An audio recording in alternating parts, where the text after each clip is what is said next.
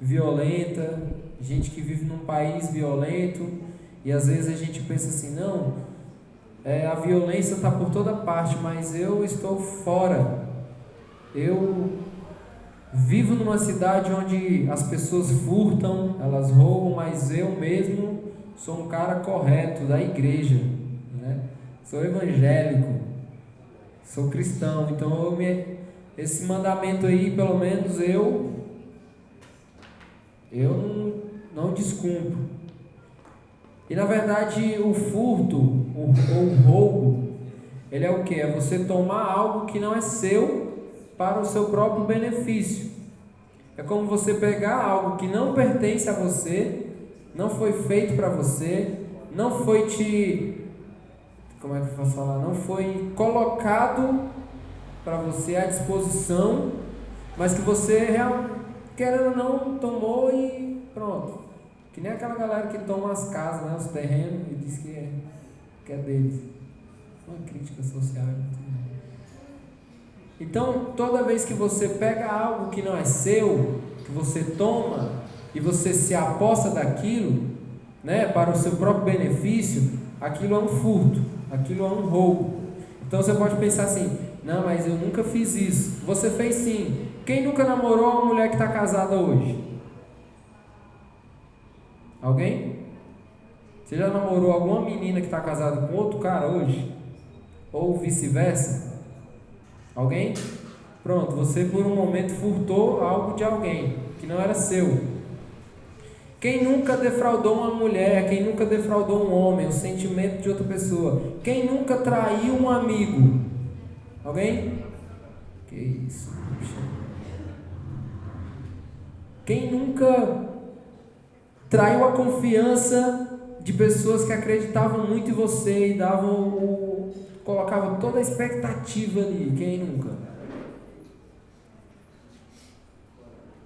A gente percebe que dentro de todas essas perspectivas, em alguma a gente falhou, né? Tipo assim, vou alimentar aqui, tem uma menina ali que tá só me olhando, vou alimentar aqui algo ali, eu não vou querer ela não, entendeu? Por enquanto eu não quero não, mas eu vou alimentar aqui, porque isso me faz bem, isso vai fazer bem pro meu emocional, vai fazer bem pro meu ego, tipo assim, ter alguém que me ama, ter alguém que gosta de mim, isso faz bem pro meu ego, pronto, isso é furto, isso é roubo. Toda vez que você toma algo que não é seu, ou você se aposta de algo que você não pertence a você, é furto, é roubo. Então, furto, roubo é você se apossar do que não é seu para o seu próprio benefício. Isso é pecado? É pecado, gente? Pecado, né? Por que é pecado? Por que o furto é pecado? O furto é pecado, primeiramente, porque ele é uma afronta a Deus. Quando o homem peca, ele não peca, em primeiro lugar, contra alguém, um indivíduo, um ser humano, mas ele peca primeiramente a Deus. Por que Jesus morreu para pagar os nossos pecados? Por que Deus não criou uma outra maneira de solucionar todo o problema da humanidade? Porque a nossa ofensa foi contra Deus. Então quem que poderia perdoar? Deus. Quem foi ofendido? Deus. Então o furto, sendo pecado, ele é pecado porque ele ofende a Deus. Você quer ver um exemplo bem básico?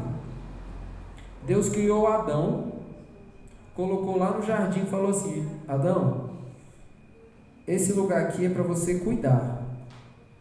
Foi ou não foi? Só que ele falou assim: tem 2 árvores lá que você não pode comer dela. Tem 2. Ou seja, aquelas árvores não pertenciam a Adão e a Eva. Não pertenciam. Pertenciam ou não? Não pertenciam. Deus falou: aquelas ali não. O resto aí, ó, deliberadamente. Gostou da palavra, Vitão? Cadê o Vitão? Gostou, né? Pronto, anota. O resto aí, ó, de boa, mas essas 2 não. O que Eva faz? come do fruto da árvore proibida. Ela toma algo que não era dela. Então, a gente não vai entrar aqui no mérito, esse foi o primeiro pecado? Não, realmente não foi. O pecado do furto de Eva não foi o primeiro pecado, mas foi um pecado. Dentro ali da situação, foi um pecado. Eva então pega algo que não pertencia a ela e que ela sabia muito bem, porque o pecado, ele fica na consciência, e a partir do momento que ele está na consciência, você tem ali alguns momentos, alguns minutos para poder pensar assim, não, se descer pro coração, vai dar merda. Mas se ficar só aqui, eu expulsar daqui e já era, pronto. Mas não, ela sabia. Por quê? Porque Adão, como o cuidador, não sei se essa palavra existe, né? O cuidador do lugar, sabia. Deus falou, olha, tudo aí está de boa, mas essas aqui não. Então Adão sabia, se omitiu. Eva sabia, porque Adão já sabia. Eva comeu do fruto e ainda deu para Adão. Então o que a gente vê aí? Eva se apossando do que não era dela. Aquele momento ali, o momento do pecado, quando o pecado entra no mundo, é o momento que quando a gente vai pensar assim hoje, por que existe maldade no mundo? Porque alguém furtou um dia. Foi o primeiro pecado? Não vamos entrar nesse mérito. Alguém furtou algo que não era seu. Eva furtou algo que não era dela. Por que existe maldade? Por que as crianças morrem? Por que não sei o quê? Porque alguém lá atrás furtou algo que não era dela. Então, tudo que a gente vê hoje na humanidade de pecado, de consequência do pecado, vem através do pecado que saiu originalmente dali do Éden. Dali do Éden. Então, o pecado do furto, em primeiro lugar, ele é pecado porque ele ofende a Deus. Ele é como se você estivesse desafiando a Deus. Não tem aquelas crianças que você fala assim, não, aí ele vai assim. Aí vai para o lugar que você disse que não. É tipo assim, deixa eu ver até onde vai a paciência dele, né? O cara vai assim, velho. Entendeu? Criança, quem tem filho pequeno aí, eu que tenho também, sei, não vai. É a mesma coisa, é a ofensa, é o desafio. Eu vou te desafiar até onde a sua paciência aguentar. E o que é o contrário do furto? O que é o contrário do furto? Quem pode dizer aí?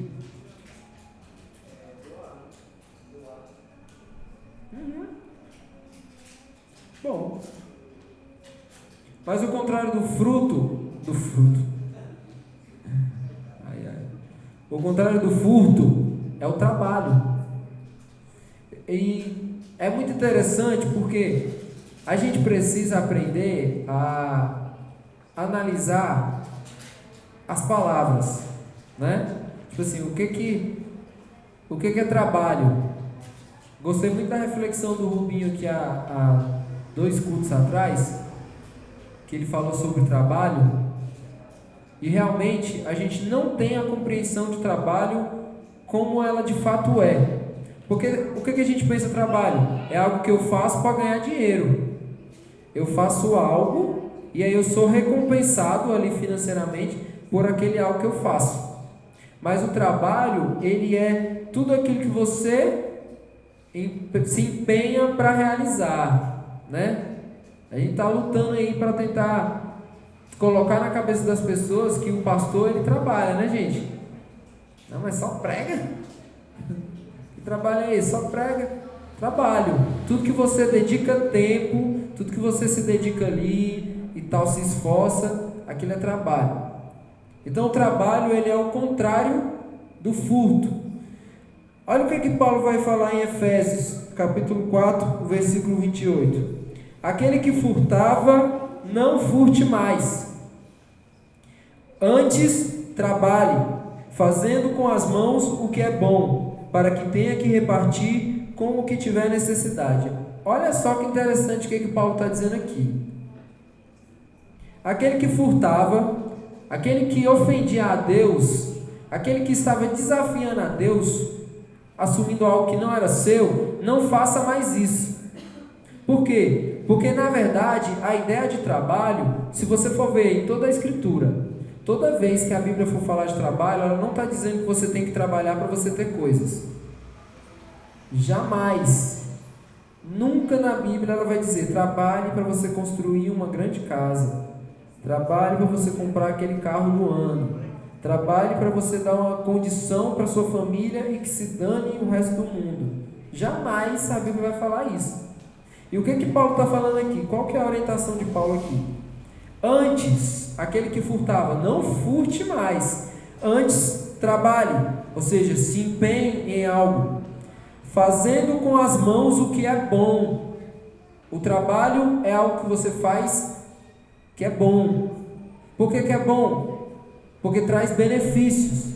Para quem? Para mim, eu trabalho o mês todo para chegar no final do mês, receber meu dinheiro, colocar no meu bolso e pagar minhas contas, sustentar minha família e pronto. O irmão está do meu lado e está precisando de um sabonete, eu digo que não tenho, mas o do Burger King eu tenho. E como tenho? Tenho até demais. Então o que Paulo está dizendo? Fazendo com as mãos o que é bom, para que tenha que repartir com o que tiver necessidade. Então qual que é a ênfase do trabalho? É você ter para acumular? Não. A ênfase do trabalho é você ter para repartir. Então se você trabalha e o seu dinheiro só serve para você, sinto muito te dizer, mas você está sendo escravo de um Deus morto. Quem? Mamon. Mamon.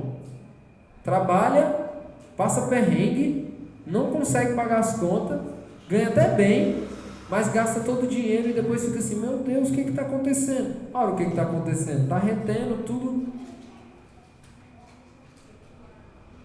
O que está acontecendo? O dinheiro é só meu. Por isso que a gente fala aqui na igreja direto: existe uma diferença enorme entre dinheiro e recurso, porque o dinheiro ele só serve para você, é o que você realmente ganha no final do mês, coloca no bolso e já era, é só aqui a minha necessidade. Mas o recurso é aquilo que você recebe e pensa assim: não, esse aqui é meu, mas pode ser seu. É meu, mas também é seu. É meu, mas é nosso. A partir do momento que eu entendo onde está o lugar da adoração, os 10 mandamentos é massa, porque ele começa na voadora. O primeiro mandamento é o quê? Não terás outros deuses diante de mim. Então o cara trabalha, ganha dinheiro, faz um altar ali, salário mínimo, o altar, dentro de casa. Aí eu te pergunto: quem te sustenta é você mesmo? Há quem consiga sustentar uma casa, uma família, com um salário mínimo? Me conte aí o milagre.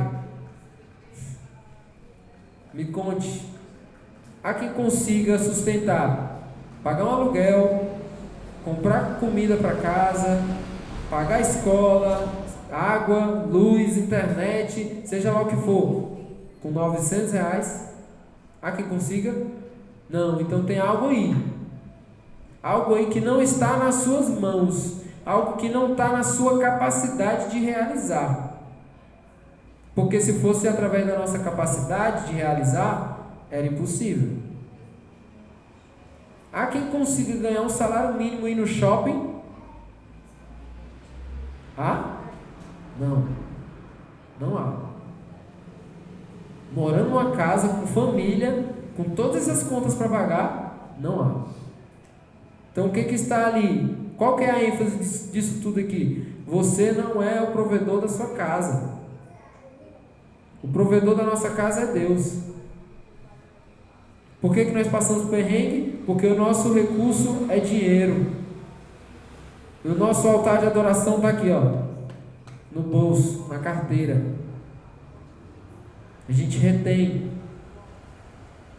Entendeu? Por isso que aquele que trabalha e pega o seu dinheiro e gasta só para si, está roubando a Deus no outro.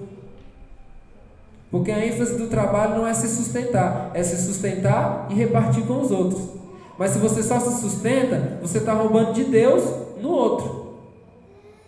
O irmão está sendo roubado, Deus está sendo roubado no outro. Porque tudo que você acumula é para criar um altar de adoração ao Deus morto. Então, Paulo vai falar isso com muita ênfase. Aquele que furtava, não furte mais. Por quê? Porque o furto é pecado. Qual que é a resolução? Faça o contrário agora. Trabalhe. Estou falando para você dedicar sua vida dentro de uma empresa, ficando rico, milionário, não. Estou falando isso. Eu estou falando que mude a mentalidade sobre o trabalho. Entendeu? Mude. Às vezes a gente fica assim: eu queria ter muito dinheiro para ajudar na obra missionária. Irmão, se você tiver muito dinheiro, você vai construir é o templo de Salomão. A Mamon, não é nem um altar dentro da sua casa, é um templo de Salomão. Se você não consegue ser fiel, se você não consegue ser generoso com o pouco que você tem, quando você tiver muita coisa, você também não vai ser, não. Por quê? Porque o nosso problema não é dinheiro, o nosso problema é consciência. O nosso problema está na consciência. Nós não conseguimos raciocinar além da nossa necessidade básica.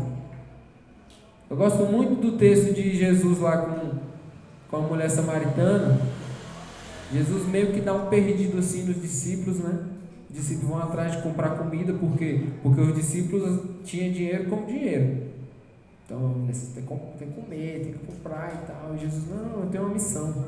Eu nasci com uma missão. Eu sou uma missão ambulante. Então tem uma mulher ali que eu preciso me encontrar com ela. E aí quando Jesus está ali com uma mulher que ele culturalmente não poderia estar, e aí ele tem todo aquele tempo ali, quando os discípulos voltam, retornam da compra que eles foram fazer na bodega, lá na mercearia, no mercadinho lá da comunidade, eles falam assim: Jesus, vamos comer. Vamos comer, Jesus. Tipo assim, meio que nada, nem aí que Jesus estava fazendo. Jesus conversando com uma mulher samaritana, Jesus sendo judeu. Tipo assim, não, Jesus, vamos comer. É como se fosse assim, né? Não, vamos comer, Jesus. Deixa essa mulher aí. E o que Jesus fala? A minha comida é fazer a vontade do Pai. Quem nasce com uma missão não se importa com coisas superficiais. Ah, mas está dizendo que comida é coisa superficial? Dependendo do momento é. Jesus tinha uma missão, mano.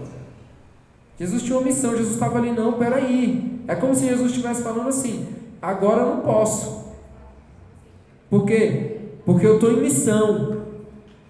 E a minha fome é por cumprir a missão. O que vem depois é depois. Não me importa agora não. Se eu tiver um tempinho depois eu faço isso aí. Mas agora eu estou focado aqui na missão. Aí eu te pergunto: como é que a gente quer amar a Deus se a gente é negligente, se a gente é mó paia? Se a gente é mó paia com os nossos recursos. É vergonhoso, irmão. É vergonhoso, sabe por quê? Porque quando acabam os cultos nas nossas igrejas, as pizzarias, elas estão enricando as nossas custas, entendeu? Sabia disso? Os comércios do bairro, pizzaria, hamburgueria, eles estão ricos por causa das igrejas. No domingo, então, conhecido. É conhecido. E falta recurso no campo missionário.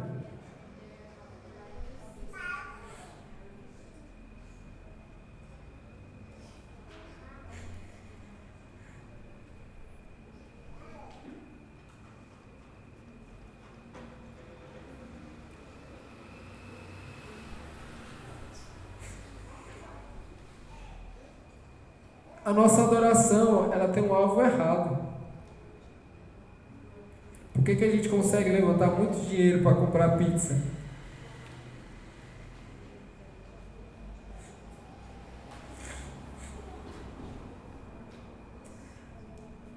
Por que a gente precisa estar cobrando oferta? Por quê? Por que as pessoas estão voltando do campo missionário? Porque nós estamos investindo o nosso dinheiro em pizza, em hambúrguer. Por quê? Porque a nossa missão a gente está descumprindo. Eu amo a Deus, mas eu prefiro dar 10 reais numa pizza do que dar 10 reais para um missionário. Aí eu te pergunto, que merda de amor é esse? Que merda? Que amor é esse? Um amor que coloca um Deus morto no lugar de um Deus vivo. É isso que a gente faz. A gente diz, não, mas eu não furto não, eu sou direitinho, eu sou evangélico, eu sou da igreja. Você furta sim. Depois a gente está fazendo eventos aí no Brasil, eventos de envio missionário.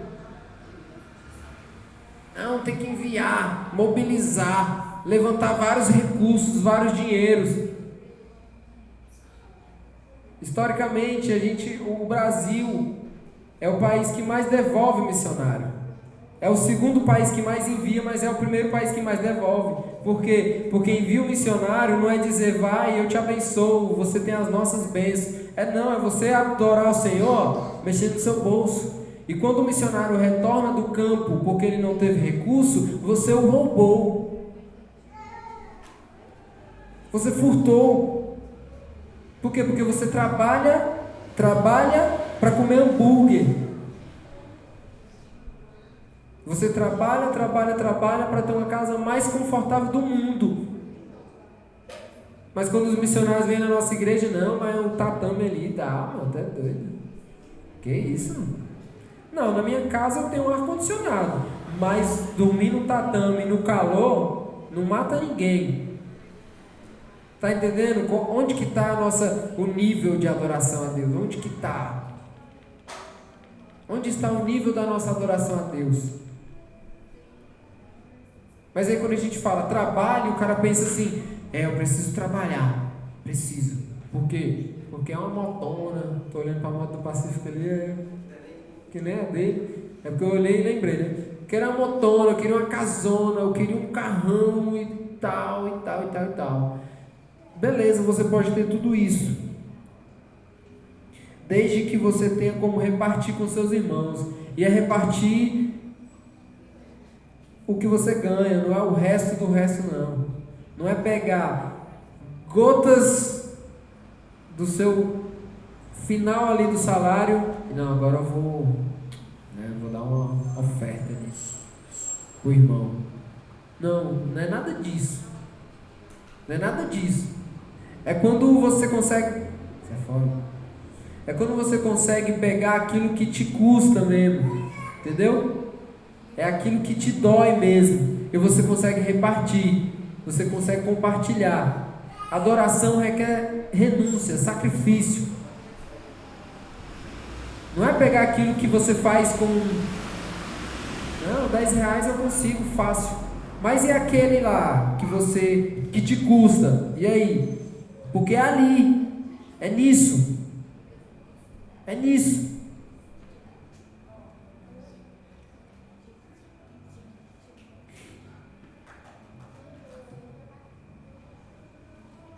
Abre aí sua Bíblia em Gênesis 2:15.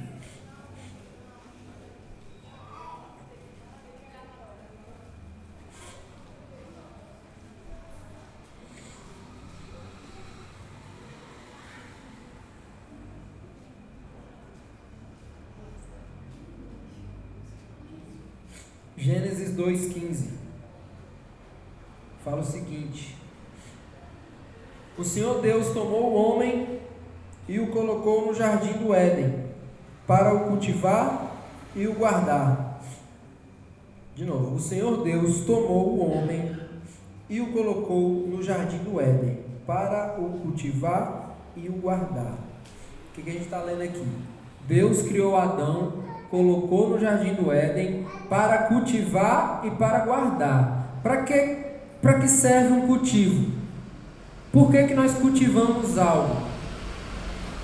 Adão estava ali no Éden somente como porteiro do Éden, tipo assim, estou aqui guardando, ninguém mexe. É isso que a gente leu? Não, a gente leu que Deus colocou Adão lá para cultivar e para guardar. Então, se Deus colocou Adão para cultivar o jardim, é porque Ele queria trazer provisão através do cultivo. Ninguém planta algo para cortar e jogar fora. Por que os agricultores plantam? Porque aquilo ali traz benefícios para ele, para outros. O cara planta feijão por quê? Porque ele quer se alimentar daquilo. Aquilo ali gera economia para o lugar. Aquilo ali traz renda para várias pessoas. Então, o que a gente entende aqui nesse texto de Gênesis?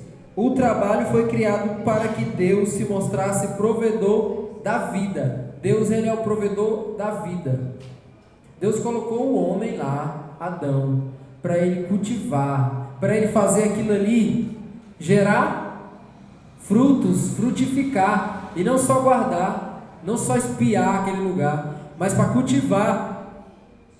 Então, para que ele queria cultivar aquilo? Para que outras pessoas fossem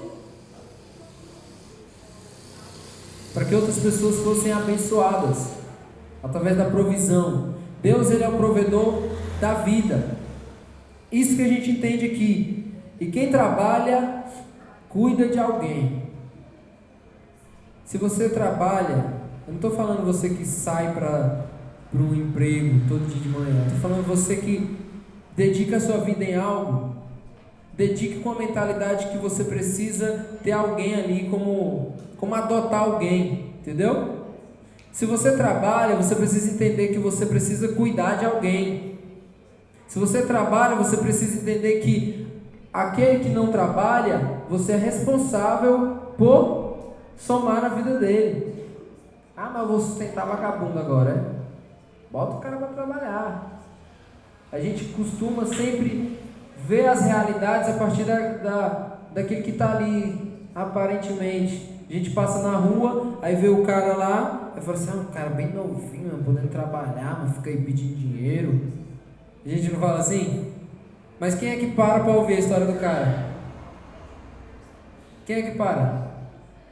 É muito fácil a gente passar e, não vou dar não porque ele poderia trabalhar, tá aí porque quer. Mas você parou ali, se importou com ele, você chegou ali, opa irmão, como é seu nome? Quem é sua família? Onde você mora? Como você traz sustento para sua casa? Você tem filhos e tal? Não, a gente não faz isso. A gente não faz isso. Essa semana a gente estava lá fazendo evangelismo ali na Norte Shopping.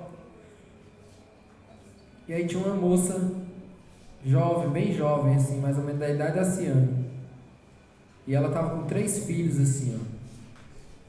E aí, a nossa mentalidade é quando a gente passa, pensa isso, né? Então, não, poderia trabalhar, né? Para poder sustentar esses 3 filhos. Aí a gente foi lá conversar com ela. Moça, você tem pai? Tem não, morreu. Tem mãe? Morreu também. Você tem familiar? Tem não. São tudo de outra cidade. Certo. Você tem marido? Está preso. Certo. Você já trabalhou? Eu trabalhava. Só que eu levava meus filhos para o trabalho e o meu chefe disse que eu não poderia. Então eu não tinha com quem deixar. E eu não ia deixar os meus filhos sozinhos em casa. Eu tinha que cuidar. E aí eu preferi sair. Deixar de trabalhar, deixar de ter um salário. Porque eu preferia ter os meus filhos do que deixar meus filhos por aí enquanto eu estava trabalhando. Então quando você ouve uma história dessa, você já consegue modificar o entendimento. Aquela menina está ali porque ela quer, Ela está ali porque ela é preguiçosa? Ela está ali porque ela dispensa trabalhos? Não, ela está ali porque a necessidade da vida dela levou ela a fazer aquilo. Levou ela a fazer aquilo. E ela não tem condição de estar no emprego para poder trazer recurso. Então a gente não se importa. Sabe por que a gente não se importa? Porque a gente tem uma péssima compreensão de trabalho. Péssima compreensão de trabalho. Deixa eu te falar, tem gente que trabalha e rouba. Trabalha e rouba. Tem cara que trabalha, sai todo dia, tem seu dinheiro e rouba. E a gente acabou de ler aqui. É bom fazer com as mãos, para que tenha que repartir com o que tiver necessidade. Então tem gente que trabalha e rouba, porque não reparte. É tudo para si. Então rouba. Aí o cara diz, não, mas eu nunca roubei não. Rouba. Rouba a dignidade do outro. Rouba. Nós estamos aqui, diante de um Deus soberano. Amém, irmãos? Estamos diante de um Deus que perdoou todos os nossos pecados. Um Deus que descarregou a ira dele no seu próprio Filho. Entendeu? Então, diante de nós aqui, somos todos pecadores. Somos todos errantes. Errantes. E a nossa mentalidade é realmente essa. Então, quem trabalha, cuida de alguém. Você que trabalha, cuide de alguém. Se importe com alguém. Caso contrário, você é um ladrão. Se eu não fizer isso, eu sou um ladrão. Por quê? Porque o provedor da vida não é o meu salário, é Deus. Não, mas se eu der aqui vai faltar. Vai não. Porque não é o seu esforço.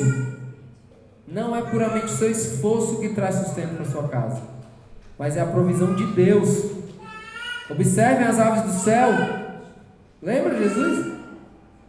Elas não trabalham não, mas comem. Olha só. Imagina vocês, homens, que são mais importantes que os animais.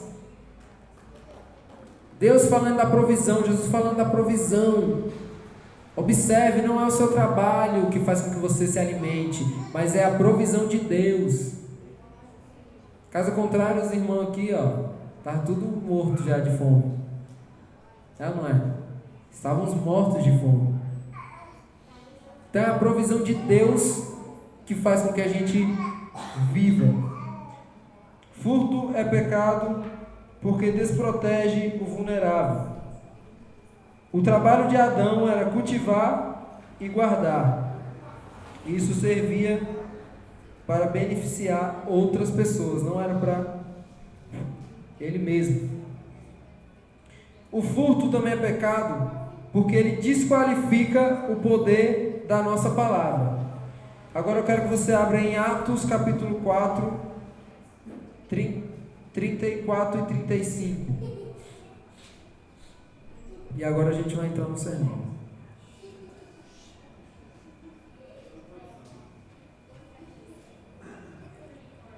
Atos 4, 34 e 35.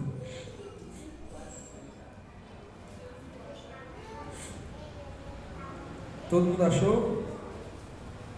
Atos 4, 34 e 35. Fala o seguinte: não havia nenhum necessitado entre eles, porque os que possuíam terras ou casas, vendendo, traziam os valores correspondentes e os depositavam aos pés dos apóstolos.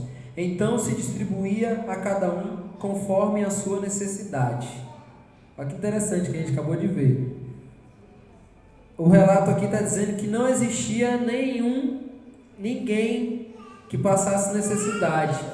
Isso aqui é um relato dos primeiros cristãos, é o relato da igreja primitiva, onde eles tinham o quê? Um acordo. A gente fala direto na questão da palavra. Aquilo que você impõe palavra, você precisa cumprir. Se você diz que é sim, é porque é sim. Se você diz que é não, é porque é não. Se você diz que vai, é porque vai. Então o que a gente vê aqui, a igreja primitiva? Eles tinham um acordo. Era ou não era? Eles tinham fechado um acordo. É como se a gente falasse aqui, gente, vamos fazer o seguinte, nós somos igreja, né? Vocês concordam? Somos igreja. Ninguém aqui vai passar fome. Se alguém passar fome aqui, a culpa é toda nossa. Ok? Todo mundo concordou. Pronto, empenhamos uma palavra. Firmamos um compromisso. Então, se alguém passar necessidade, a culpa é de todos. E o que o texto começa dizendo? Não havia nenhum necessitado entre eles. Por quê? Porque eles tinham empenhado a palavra. Porque os que possuíam terras ou casas, vendendo, traziam os valores correspondentes e os depositavam aos pés dos apóstolos. Então os apóstolos, eles administravam ali tudo que era vendido. Digamos que o ovelha pega, vende a moto dele, aí coloca o apóstolo, aí aporta aqui e tal, o dinheiro, aí outro vende uma casa, coloca ali o dinheiro, e os apóstolos administravam o dinheiro para o benefício coletivo. Mas era de partes iguais? Não, era de acordo com a necessidade. Você precisa de R$1, então é R$1 que eu vou te dar. Se você, o outro ali precisa de R$2, é R$2 que ele vai ter. Porque para um bem coletivo. Então, essa era a realidade ali da igreja primitiva. Eles tinham um acordo, eles tinham firmado um propósito entre eles. Porém, aconteceu algo no capítulo 5. Abre aí, capítulo 5, versículo 1 ao 11.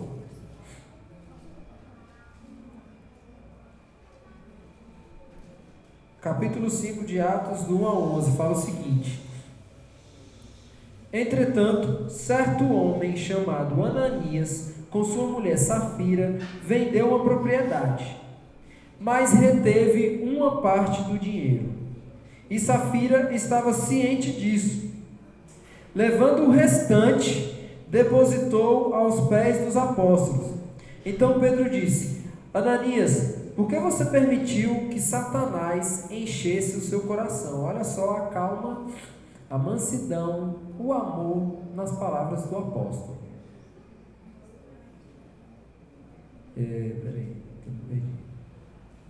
Ananias, por que você permitiu que Satanás enchesse o seu coração, para que você mentisse ao Espírito Santo, retendo parte do valor do campo? Não é verdade que, conservando a propriedade, seria sua, e depois de vendida, o dinheiro não estaria em seu poder? Por que você decidiu fazer uma coisa dessas?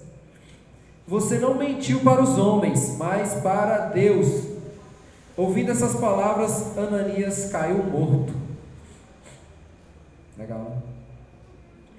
E sobreveio grande temor a todos os que souberam do que tinha acontecido. Levantando-se os moços, cobriram o corpo de Ananias e, levando-o para fora, o sepultaram. Quase 3 horas depois, entrou a mulher de Ananias, sem saber o que tinha acontecido. Então Pedro, dirigindo-se a ela, perguntou: Diga-me, foi por esse valor que vocês venderam aquela terra? Ela respondeu: Sim, foi por esse valor. Então Pedro disse: Por que vocês entraram em acordo para tentar o Espírito do Senhor? Eis aí à porta os pés dos que sepultaram o seu marido, e eles levarão você também. No mesmo instante, ela caiu aos pés de Pedro e morreu. Entrando os moços, viram que ela estava morta, e levantando, sepultaram ao lado do marido. E sobreveio grande temor a toda a igreja e a todos aqueles que ouviram falar desses acontecimentos. Então, qual que era a realidade? A igreja tinha um acordo, aquela comunidade tinha um acordo, e Ananias e Safira descumpriu o acordo. Os caras pegaram uma terra, venderam e reteram dinheiro. entregou o resto que sobrou. O resto descumpriu o combinado que existia. Outro problema aqui, Safira, sua mulher, estava ciente. Ela soube, ela estava por dentro do que Ananias fez. Eles pegam o resto do que sobra e colocam nos pés dos apóstolos. E Pedro vai dizer que eles não estavam mentindo para os homens, eles estavam mentindo para Deus. Por quê? Porque o acordo que eles fizeram entre eles estavam fazendo para um benefício coletivo diante de Deus. A igreja estava firmando um compromisso com Deus. Por isso que eu te falei, quando você rouba o irmão, você está roubando a Deus. Quando você deixa de compartilhar o seu recurso com o seu irmão, você está roubando a Deus. Você está ofendendo a Deus, porque você está tirando a dignidade do outro. E Deus não criou o homem para ser dessa forma. Então, furto é pecado, porque quando roubamos o outro, estamos roubando a Deus. Para finalizar, eu quero ler um texto de Mateus 25, do 34 ao 46. Você não precisa abrir, eu vou ler aqui. Então o rei dirá aos que estiverem à sua direita: venham benditos de meu Pai, venham herdar o reino que está preparado para vocês desde a fundação do mundo. A glória de Deus. Porque tive fome e vocês me deram de comer, eu tive sede e vocês me deram de beber, eu era forasteiro e vocês me hospedaram, eu estava nu e vocês me vestiram, enfermo e me visitaram, preso e foram me ver. Então os justos perguntaram: quando foi que vimos o Senhor com fome e lhe demos de comer? Ou com sede e lhe demos de beber? E quando foi que vimos o Senhor como forasteiro e o hospedamos? Ou nu e vestimos? E quando foi que vimos o Senhor enfermo ou preso e fomos visitá-lo? O rei respondendo lhes dirá: em verdade lhes digo que, sempre que o fizerem a um destes meus pequeninos irmãos, foi a mim que o fizeram. Agora vem o lado da esquerda.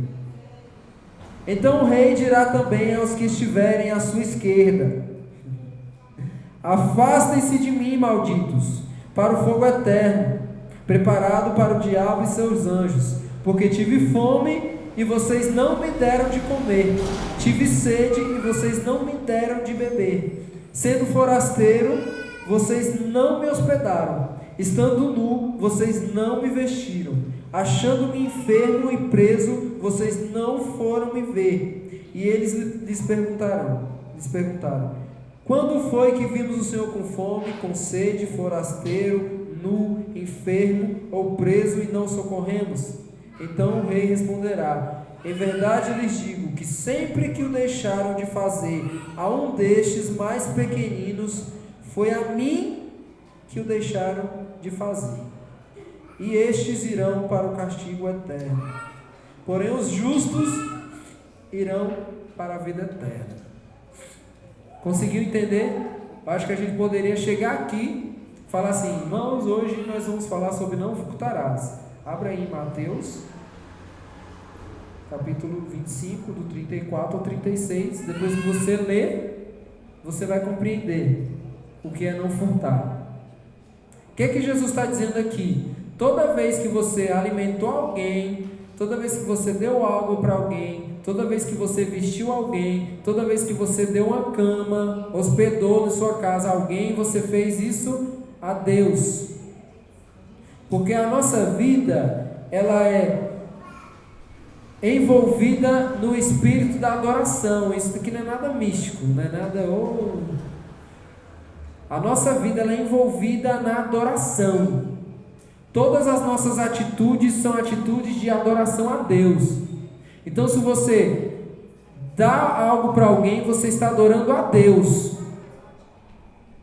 Como que você pode adorar alguém? Servindo a Deus, quer dizer. servindo alguém. Toda adoração a Deus atinge o outro. Deus deseja ser adorado no outro. Quando alguém tiver fome, quando alguém tiver sede, Deus deseja ser adorado ali. E Deus vai chamar as pessoas que fazem isso de justos. Jesus está chamando de justos. E Jesus está mandando afastar dele aqueles que têm pensamentos que não vêm dele, aqueles que são envolvidos pelo pensamento do diabo. Que são quem? Aquele que passa na rua e olha o cara com necessidade e fala assim: eu não vou dar porque ele é jovem, ele poderia trabalhar. Mas você não se importa em conversar e saber qual que é a realidade. Esses, Jesus está chamando de Satanás. Quem somos nós? Justos, que adoramos a Deus, que entregamos a nossa adoração, a nossa vida a Deus, ou nós somos Satanás, que trabalhamos, sustentamos a nós mesmos e compramos tudo que nós nem precisamos? Quem nós somos? E que se dane o irmão, deixa que o irmão faz o corre dele, cada um no seu corre, né? Não, faz seu corre que eu faço o meu. E aí, quem somos nós? Os que furtam a Deus ou os que adoram a Deus? Os que se sacrificam em adoração a Deus ou aqueles que furtam, que roubam, que matam? Quem nós somos? Essa é a minha reflexão para essa noite. Em qual lado a gente está? Em qual time a gente joga?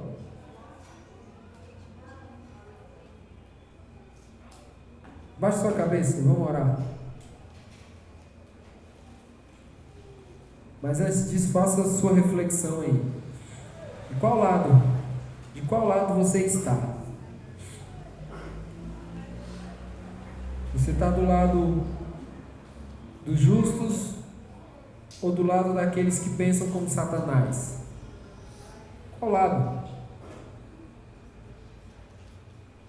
Eu queria de verdade que amanhã, quando você acordasse e fosse viver a sua vida, entrar na sua rotina, você conseguisse colocar em prática aquilo que você está refletindo agora.